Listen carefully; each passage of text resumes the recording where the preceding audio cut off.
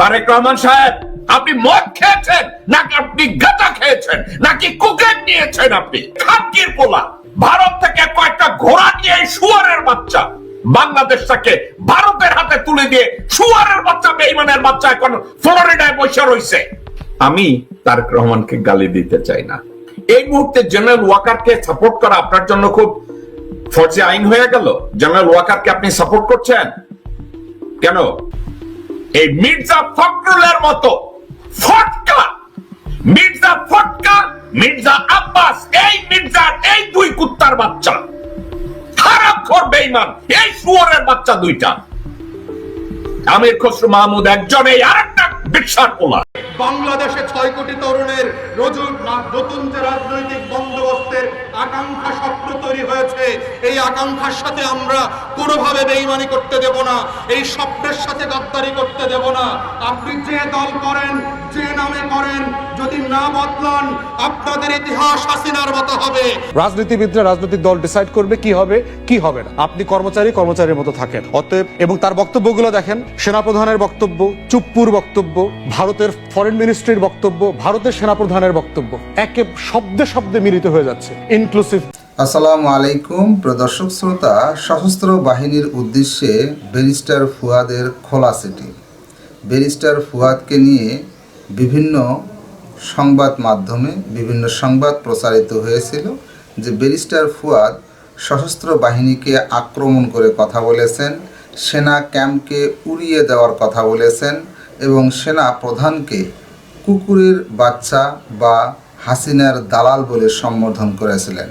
এ কারণে ব্যারিস্টার ফুয়াদকে গ্রেপ্তার করা হয়েছে, আটক করা হয়েছে, এরকম সংবাদ সোশ্যাল মিডিয়ায় দেখা গিয়েছিল, কিন্তু সেটি সত্য নয়। ব্যারিস্টার ফুয়াদ আবার সেনাবাহিনীকে নিয়ে বিস্ফোরক মন্তব্য করলেন। কি সেই মন্তব্য, চলুন ভিডিওতে বিস্তারিত দেখে আসি। তারেক রহমান সাহেব, আপনি মদ খেয়েছেন নাকি আপনি গাঁজা খেয়েছেন নাকি কোকেন নিয়েছেন? আপনি খানকির পোলা, ভারত থেকে কয়েকটা ঘোড়া নিয়ে শুয়ারের বাচ্চা বাংলাদেশটাকে ভারতের হাতে তুলে দিয়ে শুয়ারের বাচ্চা, বেঈমানের বাচ্চা এখন ফ্লোরিডায় বসে রয়েছে। আমি তারেক রহমানকে গালি দিতে চাই না। এই মুহূর্তে জেনারেল ওয়াকারকে সাপোর্ট করা আপনার জন্য খুব ফরজে আইন হয়ে গেল। জেনারেল ওয়াকারকে আপনি সাপোর্ট করছেন কেন? র সাইন করায় দিছে, আপনার প্রধানমন্ত্রী বানাবে।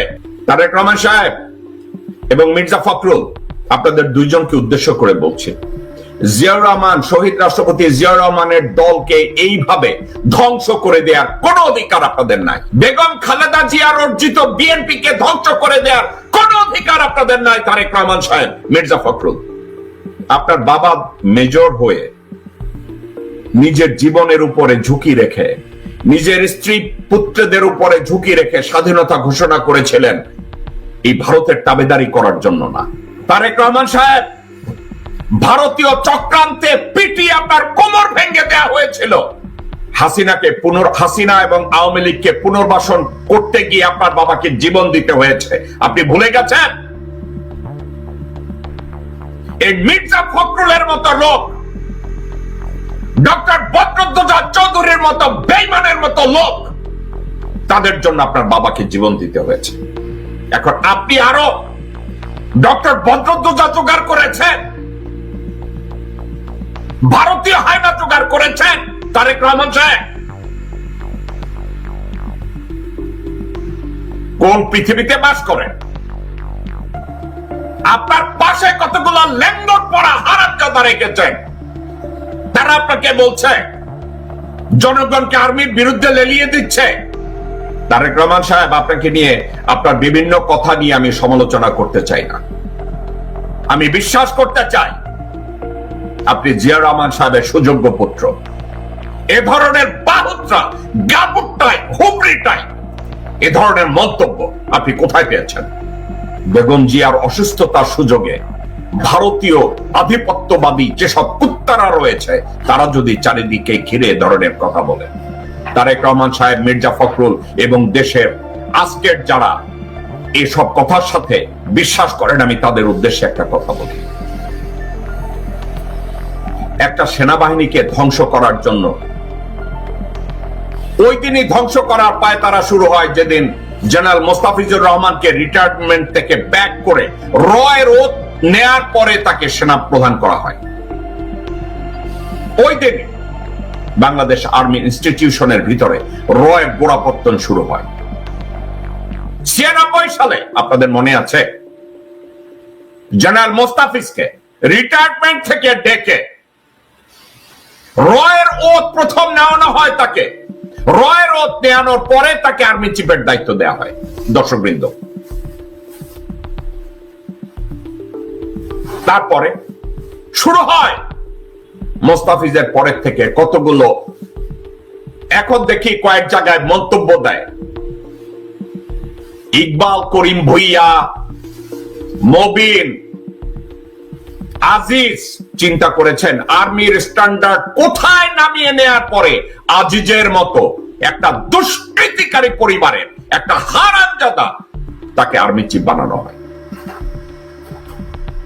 তারপরে শফির মতো কাঙ্গাল, ভাতের কাঙ্গালকে আর্মি চিফ বানানো হয়। তারপরে কি তাই মইনের মতো একটা হুবড়িকে বেগম জিয়ার আপন ভাই সাইদ ইস্কান্দার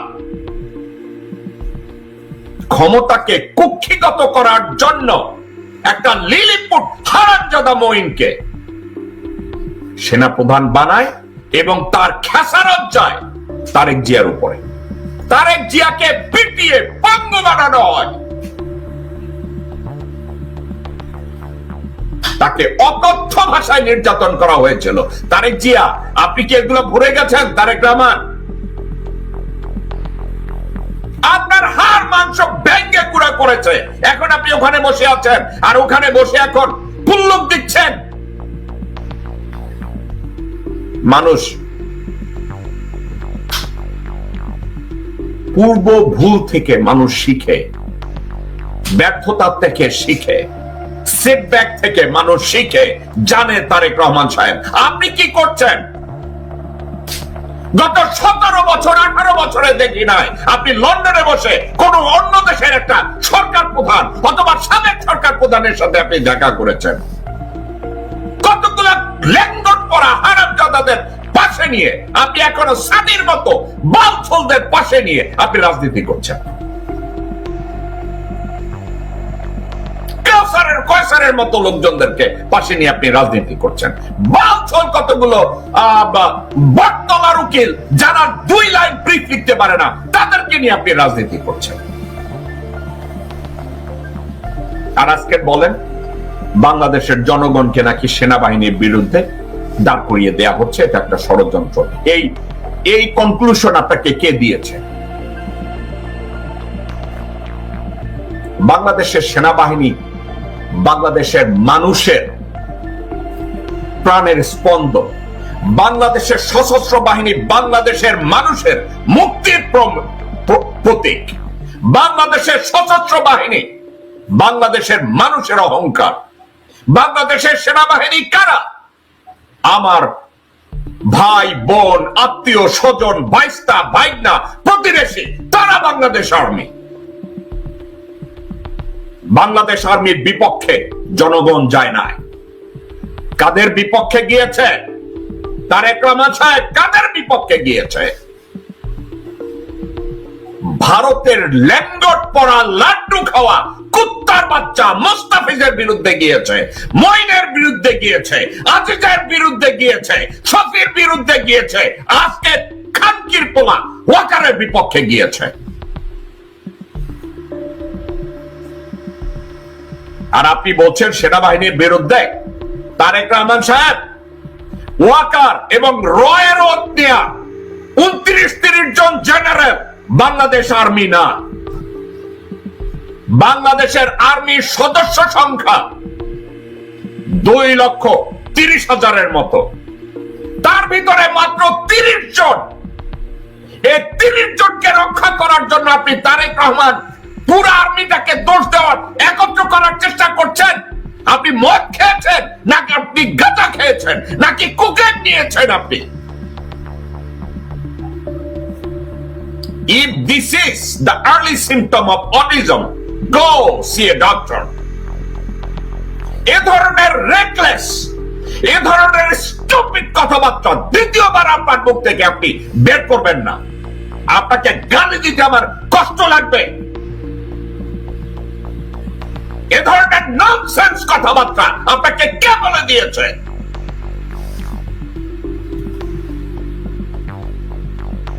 কেউ যদি আজিজের বিরুদ্ধে কথা বলে, সেটা কি সেনাবাহিনীর বিরুদ্ধে বলবে? সেনাবাহিনী সবার ভাই কি ডাকাবাজ, ডাকাত, খুনি?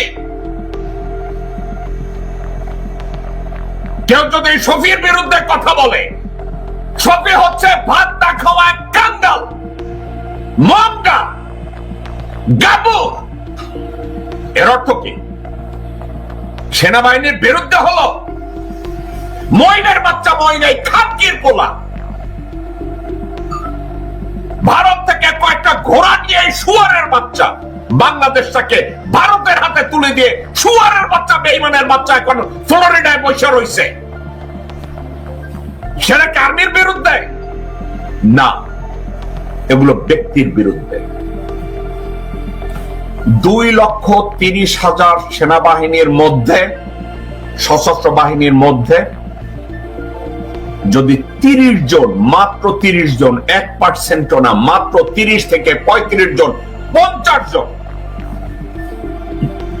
এরা হচ্ছে বেঈমান, এরা হচ্ছে দেশদ্রোহী, এরা বাংলাদেশের জনগণের জন্য কাজ করে না, এরা দেশের অস্তিত্বের জন্য কাজ করে না, এরা কাজ করে তাদের প্রভু ভারতের জন্য।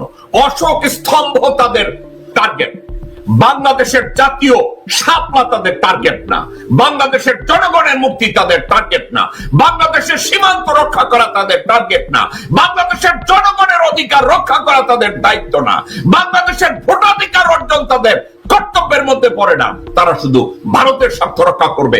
30 থেকে 35 জন। এই মির্জা ফখরুলের মতো ফটকা, মির্জা ফটকা, মির্জা আব্বাস, এই মির্জার এই দুই কুত্তার বাচ্চা, হারামখোর বেঈমান, এই শুয়োরের বাচ্চা দুইটা, আমির খসরু মাহমুদ একজন, এই আরেকটা বিশাল পোলা, সবাই খালি আমাকে বলবেন যে ভাই আপনি গালি দেন, এই খানকি পোলাদের আপনি কি বলবেন?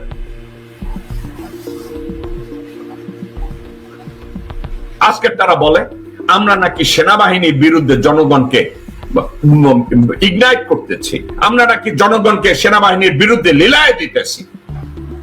বাট হারামজাদাদের দল। তারেক রহমান সাহেব, think twice before you comes up with this reckless comment. আমি অবাক হয়ে যাই, আপনার মতো একজন দায়িত্ববান মানুষ আপনি কি করে এ ধরনের মন্তব্য করতে পারেন? আমি জাস্ট অবাক হয়ে যাই, কি করে আপনি এ ধরনের কথা বলতে পারেন? দর্শকবৃন্দ, আমি তারেক রহমানের কয়েকটা লাইন আমি আপনাদের সামনে পড়ে শোনাচ্ছি।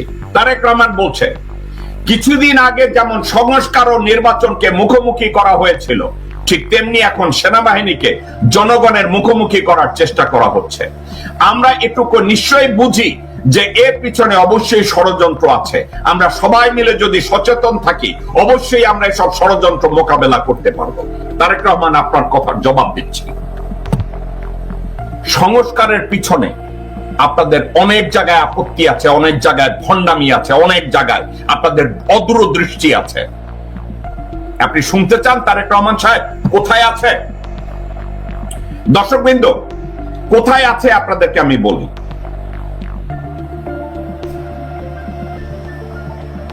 সংস্কার কর্মসূচির মধ্যে একটা জায়গায় ছিল একজন ব্যক্তি সর্বাধিক 2 বারের বেশি প্রধানমন্ত্রী হতে পারবেন না।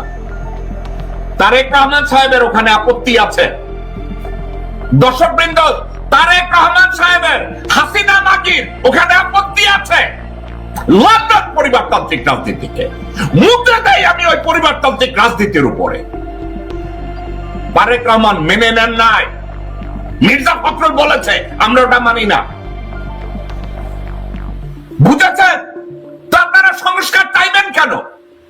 আপনারা তো লোটা বান্ডল হইয়া বসে রয়েছেন, কবে আবার ক্ষমতায় আসবেন, বাংলাদেশ ছাড়ে চুইচা খাবেন। আপনারা ওই দলের লোকটা দর্শকবৃন্দ, শুধু তাই না, একজন ব্যক্তি সর্বাধিক দুইবারের বেশি প্রধানমন্ত্রী হতে পারবেন না। সেক্ষেত্রে বিএনপি আপত্তি করেছে। এই বিএনপি কে অ্যাকোমোডেট করার জন্য রাশার মতো একটা সংবিধান ইনঅ্যাক্ট করার চেষ্টা করেছে। সেটা কি জানেন? বলছে ওকে, হতে পারবে দুইবারের বেশি, তাহলে কি করতে হবে? দুইবার প্রধানমন্ত্রী হয়েছে, তারপরে মধ্যে আবার একজন আর অন্য একজন আর নির্বাচিত হইতে হবে, পরে আবার তিনি ব্যাক করতে পারবেন। এর মধ্যে এর অর্থ কি? আপনাদের রাশিয়ার নির্বাচনের কথা বলি। ভ্লাদিমির পুতিন ইলেক্টেড প্রেসিডেন্ট হলেন। এখন রাশিয়ার কনস্টিটিউশন এলাও করে না ভ্লাদিমির পুতিনকে কন্টিনিউয়াসলি যুগের পর যুগ প্রেসিডেন্ট থাকার। তখন ওই কনস্টিটিউশনের ভিতরে একটা ফর্মুলা তৈরি করলেন। পুতিন প্রেসিডেন্ট থেকে রিজাইন করে প্রধানমন্ত্রী হলেন এবং মেদভেদেভ পুতিনের একজন পাঁচাটা গোলাম, তাকে প্রেসিডেন্ট বানানো হলো। মেদভেদেভ প্রেসিডেন্ট হওয়ার 4 বছর পরে আবার পুতিন প্রেসিডেন্ট হয়েছে। দর্শকবৃন্দ, বাংলাদেশের কনস্টিটিউশনে এ ধরনের একটা অ্যারেঞ্জমেন্ট করার চেষ্টা করেছে। সেটা হলো এই যে দুইবারের বেশি কেউ প্রধানমন্ত্রী থাকতে পারবে না। আর যদি প্রধানমন্ত্রী ওই ব্যক্তি একই ব্যক্তি আবার প্রধানমন্ত্রী হতে চায়, মধ্যে তাকে একবার একটা টার্ম অন্য একজনকে প্রধানমন্ত্রী হবে, তারপরে আবার আসতে হবে আরেকজনকে। Coming back to the point of the military engagement, হাসনাতের বক্তব্য খুব পরিষ্কার। এই ডিজিএফআই এনএসআই এর গুন্ডামি, মাস্তানি, বদমাইশি গত 16 বছর থেকে আমরা দেখতেছি, কন্টিনিউ দেখছি। ডিজিএফআই কে দিয়ে রাজনীতি করানো, দল বানানো, দল ভাঙানো, এই সব কিছুর পলিটিক্স তো আমরা গত 50 বছরে দেখছি। ক্যান্টনমেন্টে নিয়ে অমুকরে থ্রেট দেওয়া, উঠায় নিয়ে আসা, বিচারপতিরে এয়ারপোর্টে লাথি মাইরা বাইর করে দেওয়া, এই ডিজিএফআই এগুলো তো আমরা দেখছি।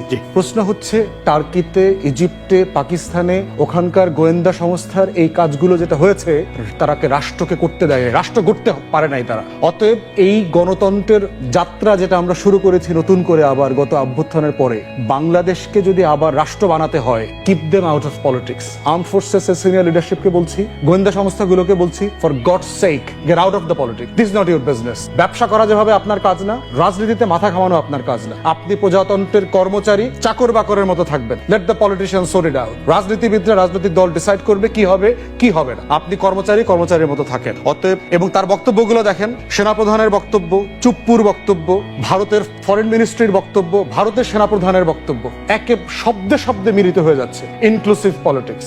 ইনক্লুসিভ পলিটিক্সের কথা 2014-তে মনে ছিল না, 2018-তে মনে ছিল না, যখন এই আর্ম ফোর্সেস এর অফিসাররা, পুলিশরা মিলে রাতের ভোট করে দিয়েছে, তখন বাংলাদেশে ইনক্লুসিভ পলিটিক্সের কথা মনে ছিল না, 2024-এ মনে ছিল না যে ইনক্লুসিভ পলিটিক্সের কথা। এখন কেন আওয়ামী লীগকে পুনর্বাসন করতে গিয়া আমাদেরকে ইনক্লুসিভ পলিটিক্স শেখাচ্ছেন? ভারত বলছে বাংলাদেশে নাকি নির্বাচিত সরকার না আসলে, ইনক্লুসিভ নির্বাচন না হইলে শান্তি শৃঙ্খলা ফিরে আসবে না। এতদিন বুঝেন নাই? 16 বছর ধরে এগুলো মনে ছিল না? তখন যে ফ্যাসিবাদ কায়েম করেছেন আপনার। অতএব ইনক্লুসিভ পলিটিক্স কি জিনিস এটা আমরা জানি, আমরা বুঝি বলি আপনাদেরকে বলছি, get out of politics. This is not your business. দয়া করে রাষ্ট্রটাকে রাষ্ট্র হইতে দেন, এই রিপাবলিকটাকে রিপাবলিক হইতে দেন, 1400 শহীদের রক্তে গড়া দেশটাকে দেশ হইতে দেন, এটাকে ধ্বংস করে দেন না। দর্শক শ্রোতা, এই বিষয়ে আপনার মন্তব্য কমেন্ট বক্সে চাচ্ছি। অবশ্যই আপনার মন্তব্য কমেন্ট বক্সে লিখবেন। আজকে এই পর্যন্তই। আল্লাহ হাফেজ।